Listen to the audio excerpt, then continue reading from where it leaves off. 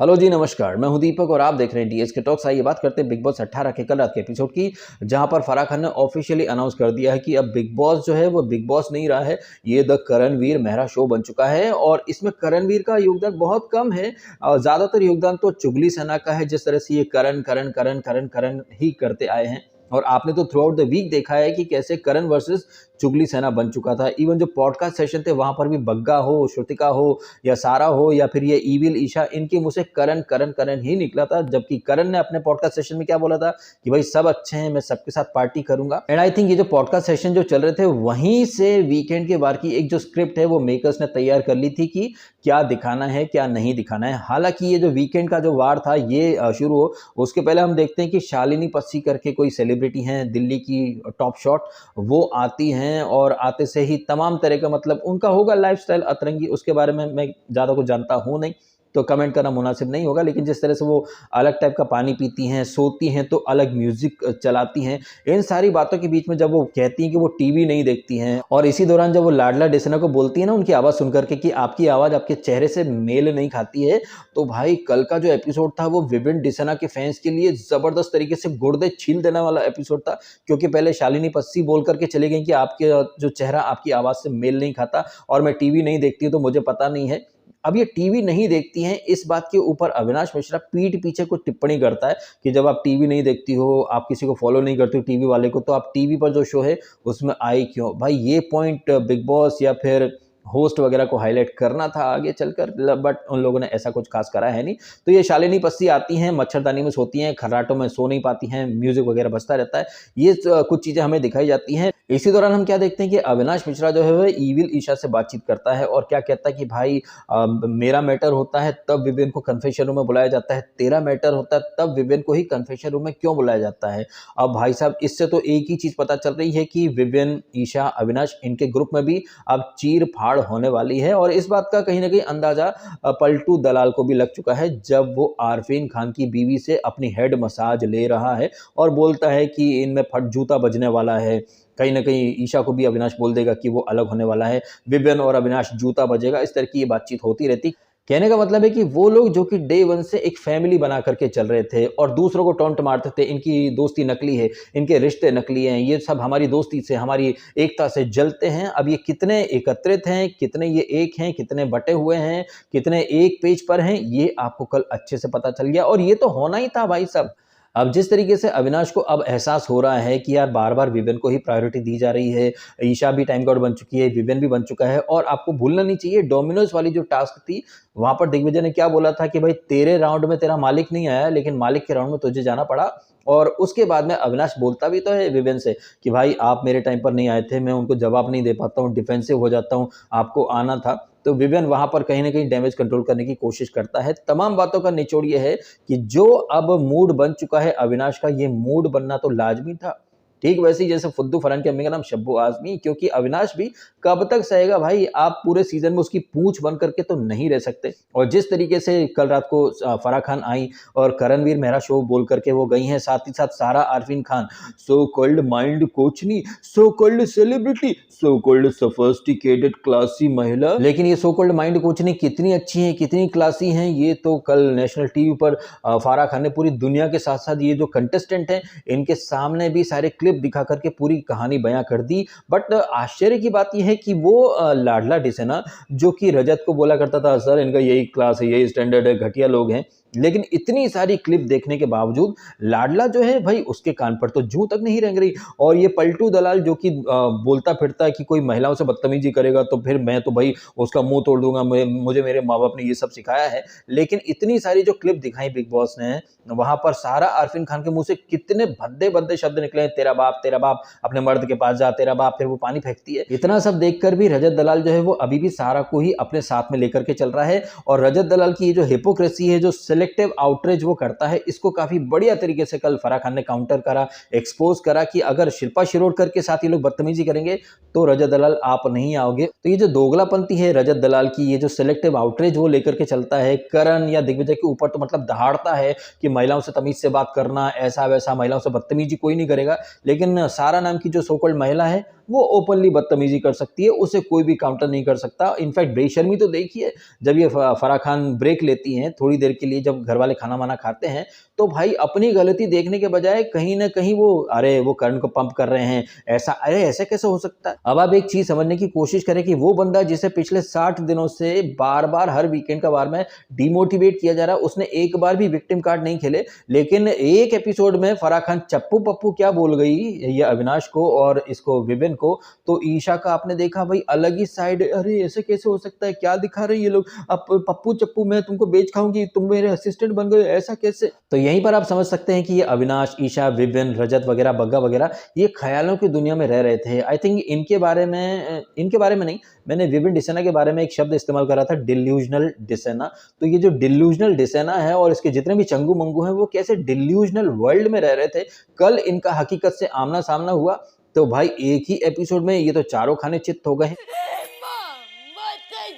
इस कदर ये लोग बौखला गए हैं कि भैया इनकी बौखलाहट देखते ही बनती थी। खास तौर पर इनके थोबड़े जैसे ही करण को वो मेडल दिया गया था, भाई विपिन डिसेना को तो काटो तो खून नहीं, भाई मेकर्स का लाडला आते से ही टॉप 2 में खड़ा कर दिया गया। इतने उसने बड़े-बड़े भाषण दिए, इतना मतलब मोनोलॉग पे मोनोलॉग दिए, लोगों का स्टैंडर्ड, औकात सब कुछ मतलब वही तय करता था। लेकिन इतना सब करके भी उसे क्या मिला? बाबा जी का ठुल्लू। तो मुझे तो लग रहा है जैसे पिछले वीकेंड का वार में वो श्रुतिका के साथ सलमान खान ने प्रैंक कर दिया था और श्रुतिका चने के झाड़ पर चढ़ गई थी। क्या पता वैसा ही एक प्रैंक मेकर्स ने पहले ही ग्रैंड प्रीमियर एपिसोड में एलिस और लाडला डिसेना के साथ करा हो। क्या पता सीज़न खत्म हो तो विवेन को मेकर्स बोले कि उधर देखो कैमरा उधर है, आपके साथ एक प्रैंक हुआ था। और इसे मैं प्रैंक इसलिए भी बोल रहा हूँ क्योंकि अगर ये प्रैंक ना होता तो एलिस का एलिमिनेशन नहीं होता, क्योंकि वो तो फ्यूचर की टॉप 2 थी ना। अब जिस तरीके से एलिस इन वंडरलैंड को टॉप 2 में खड़ा करा था, फिर उसका एलिमिनेशन हो जाता है, तो ये सब देख करके हम ये चीज़ क्यों नहीं मान सकते कि भाई क्या पता विपिन डिसेना शायद टॉप 2 में भी ना आ पाए। क्या पता जैसे बिग बॉस 16 में वो थी ना जग्गा 2.0 महान बलिदानी too real for a reality show, वो टॉप 2 में नहीं आ पाई थी और अंकी जो कि स्टेज पर बैठा था उसके तो मतलब गुर्दे छिल गए थे, पैरों तले जमीन खसक गई थी।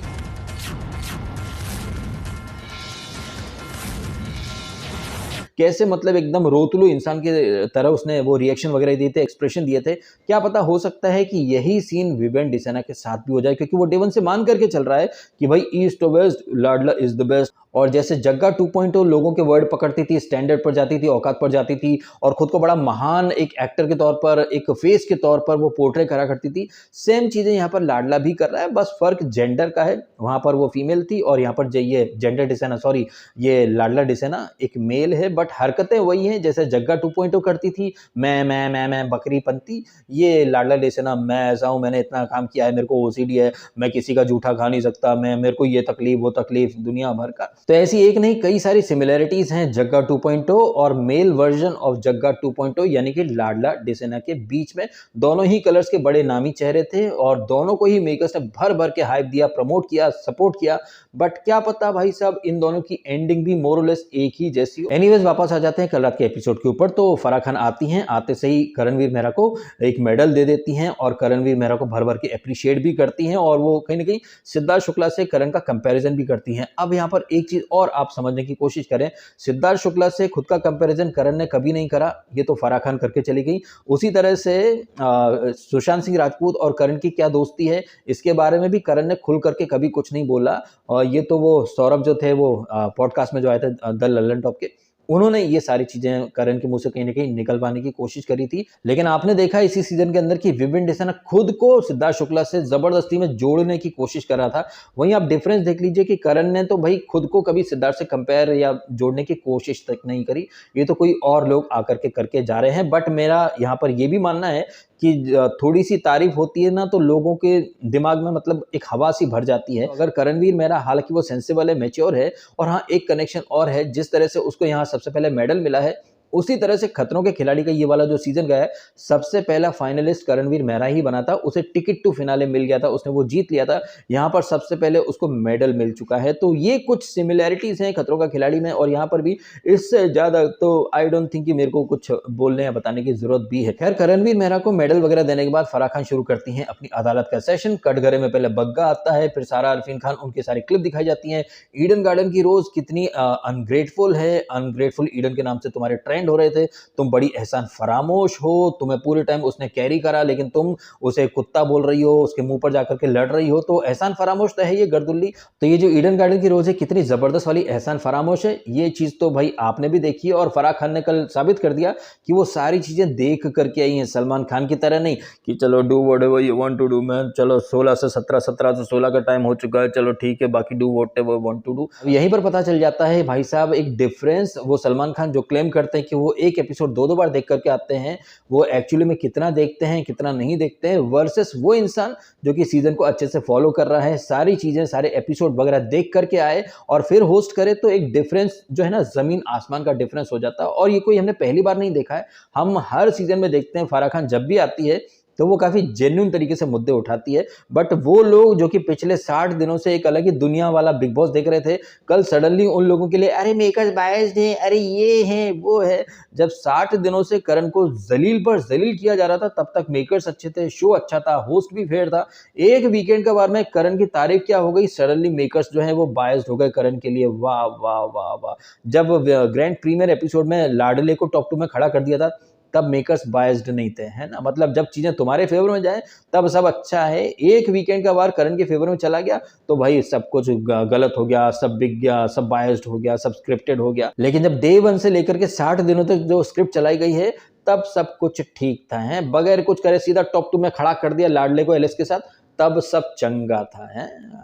तो ये दोगलापन जो है फैंस का सोशल मीडिया पर भर भर के दिखाई दे रहा है। एनीवे, यहाँ पर श्रुतिका का दोगलापन हाईलाइट किया जाता है जब वो एक मुद्दा बनाती है कि बग्गा को सूसू कराने वाला जो कमेंट करा था करण ने, उसके ऊपर बवाल काटा, लेकिन खुद ये क्या बोली थी, करण को 2-2 बंदियों की जरूरत पड़ती है। बट ये सारी चीजें तो श्रुतिका ने तब बोली थी वो डोमिनोज वाली टास्क में, वहां पर रजत भी था, वहां पर लाडला डिसेना भी था, और लाडला डिसेना उस टास्क के दौरान शिल्पा से कुछ सेंटीमीटर की दूरी पर ही था जब सारा अरफीन खान ने शिल्पा शिरोडकर जो है इनके पिता को ड्रैग कर लिया था। हालांकि बाद में जब शिल्पा शिरोडकर बोलती है तो लाडला क्या बोलता, मैं सुन नहीं पाया था। तो ये कितना सेलेक्टिव अप्रोच लेकर के चलते हैं ये लोग। ये जो सेलेक्टिव अप्रोच है ना विवेन डिसेना का और ये रजत दलाल का, जो बड़े मोरालिटी के मसीहा बनते फिरते हैं, जब सारा Arfeen Khan below the belt hit करती है, मुंह पर पानी फेंकती है, बाप पर जाती है, लड़कियों को बोलती कि जा तेरे मर्द के पास जा, तब ना रजत दलाल को दिक्कत है और ना ही विवेन डिसेना को दिक्कत है। बट ये विवेन डिसेना जो कि खुद को बड़ा लॉजिकल इंसान बोलता है, हकीकत में वो कितना लॉजिकल है कितना लॉजिकल नहीं है, इतना सब देख कर भी अगर वो अभी भी रजत के, सारा के और बग्गा के साथ ही रहेगा,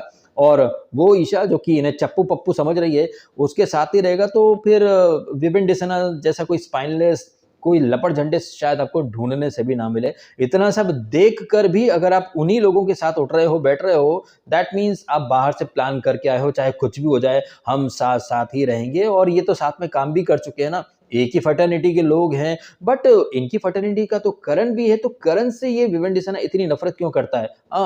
मेरे को समझ में आ गया। करण जो है वो खतरों का खिलाड़ी जीत करके आया है, और ये जो विवेन डिसेना है ये भी गया था खतरों के खिलाड़ी के एक सीजन में, लेकिन भाई जीत नहीं पाया था। तो कहीं ना कहीं करण से एक नफरत तो है विवेन डिसेना को कि करण कैसे वो शो जीत गया। वैसे करण जो सीजन जीता है खतरों के खिलाड़ी का, वहां तो शालीन भनोट भी था, और शालीन की पार्टनर इन क्राइम कौन है भाई? ईशा सिंह। हाँ, तो इनका भी समझ में आ रहा है कि दुश्मनी क्यों है। बट अविनाश क्यों बेगानी शादी में अब्दुल्ला दीवाना बन रहा है? अविनाश मिश्रा और रजत दलाल का ऐसा करण ने क्या बिगाड़ दिया? अच्छा, संगत का असर। हाँ भाई साहब, उधर रहना है ना तो जैसा मालिक बोलेंगे वैसा ही गुलमटे करेंगे, तो इसीलिए ये लोग, भले इनकी करण से कोई पर्सनल नहीं है, लेकिन उधर से बिगाड़ नहीं सकते ना, बिगाड़ खाता नहीं करना है, क्योंकि भाई अगर बिगाड़ खाता हो गया तो अकेले पड़ जाएंगे, अकेले पड़ जाएंगे तो कोई इन्हें पूछेगा नहीं। इसलिए संगठन में शक्ति है, अकेले में फटती है, इसलिए संगठित होकर के ये लोग चल रहे हैं या फिर चलने का दिखावा कर रहे हैं। और इसका तो एग्जांपल आपको 2-3 दिनों से दिख ही रहा है।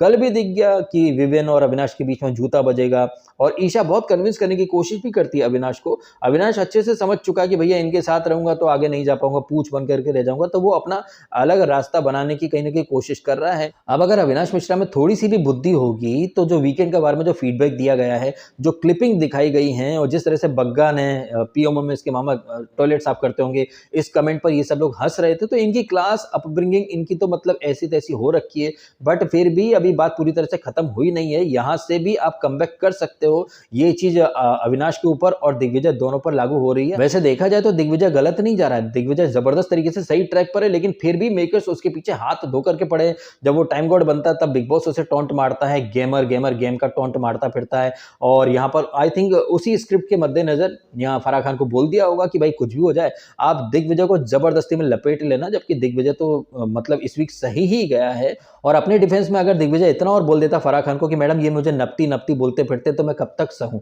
थोड़ा बहुत यहाँ पर दिग्विजय को अच्छे से पॉइंट रखने की जरूरत थी। बट फिर भी जिस तरह से उसे फीडबैक मिला है उसको मतलब दिल तोड़ने या फिर मायूस होने की कोई जरूरत नहीं है। करण उसको बोलता भी है कि भाई तू ज्यादा मत बोल, तू चुपचाप सुन, क्योंकि करण अच्छे से जानता है ना कि भाई बिहाइंड द सीन्स क्या हो रहा होगा, चीजें ये कैसे दिखा रहे हैं, आगे करना क्या चाहते हैं।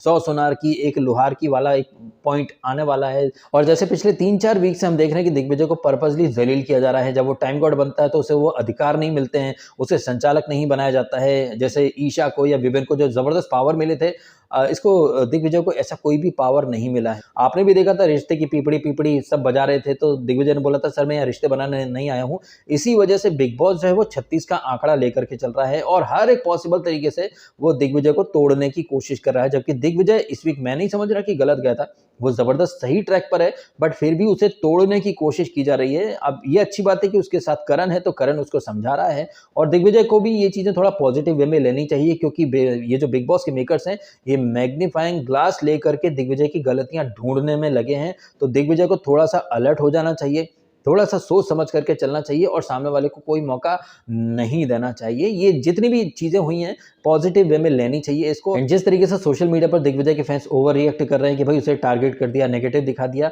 तो भाई साहब थोड़ा ना मतलब चीजों को पॉजिटिव लेने की कोशिश करो। Read between the lines. Farah Khan direct तो बोल नहीं सकती कि मेकर्स तुम्हारे पीछे पड़े हैं, तुम्हें निकाल देंगे, गलती मत करो। तो थोड़ा सा ना समझने की कोशिश करो कि फराह खान ने अगर दिग्विजय को कुछ बोला है तो उसके अच्छे के लिए ही बोला है। देखा जाए तो फराह खान ने सभी के अच्छे के लिए ही बोला है, लेकिन मैं नहीं समझ रहा हूँ कि रजत दलाल या फिर ये बग्गा या सारा अरफीन खान ये सुधरेंगे भी। ये तो और ज्यादा अब टारगेट करने की कोशिश करेंगे। लेकिन हाँ, जिस तरह से लाडला डिसेना जो है वो एकदम चुप बैठा रहा है, कुछ समीकरण वो भी बना रहा होगा, वैसे यहाँ पर ईशा गर्दुल्ली जो है इसको भी तबीयत से बहस करने की जरूरत थी, लेकिन उसको थोड़ा सा एक टोचन दे करके कि तुम तो करण करण करती रहती हो, बहुत ज्यादा ऑब्सेस्ड हो, ज्यादा कुछ बोला नहीं है। और आई डोंट थिंक कि आज रात के एपिसोड में कुछ और बोलने के लिए बचा है, क्योंकि वो आने वाली है सुनिधि चौहान। और जिस तरह से ये बग्गा ने पीठ पीछे जो बातें करी है कि यार ये करण को बहुत ज्यादा पंप कर रहे हैं, करण को पंप कर रहे हैं, तुम्हें नहीं लगता ऐसा? उसको मामा का जो टोन है वो इतना गलत होगा? मुझे तो नहीं लग रहा। बताओ, सूसू कराने वाले पॉइंट को इग्नोर कर दिया। क्या बात है, क्या बात है।